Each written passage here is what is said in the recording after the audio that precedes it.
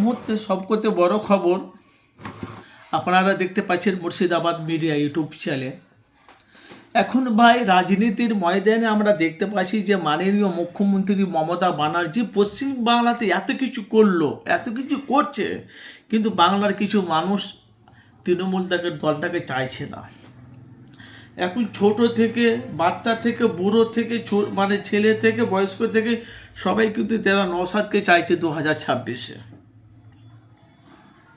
এখন বাংলার মানুষ আনাচে কানাচে সারা পশ্চিম বাংলাতে যে মমতা এত কিছু কাজ করলো 15 বছর ধরে, কিছু মানুষ তারা 2026-এ তারা মানে মমতাকে নাচে নওশাদকে চাইছে।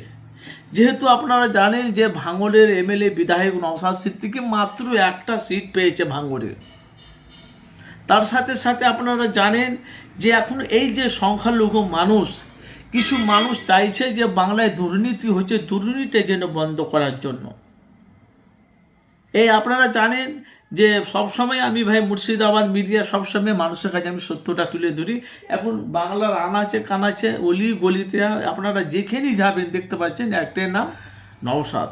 তো তৃণমূল এত কিছু করলো, বামপন্থী সিপিএম 34 বছর বাংলা রাজত্ব চালিয়েছে, বাংলায় উন্নতি হয়নি, কিন্তু বামপন্থী সিপিএম মানুষকে কথা বলা শিখিয়েছে, চলাফেরা শিখিয়েছে, দুর্নীতি ছিল না। কিন্তু বাংলাতে এত মমতা উন্নয়ন করে কিন্তু বাংলাতে ভাই দুর্নীতি, এই বিজেপি জবে থেকে এসেছে। তা আপনাদের মতামত জানাবেন, সামনে বিধানসভা ভোটে আপনারা কাকে চাইছেন, নওশাদকে?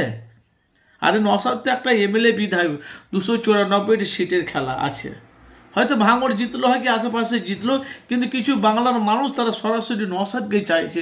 আর যারা মমতাকে চায় তারা মমতাকে চাইছে। অবশ্যই আপনাদের মতামত জানাবেন। বাংলা জনগণের রায় কি 2026-এ মতামত জানাবেন।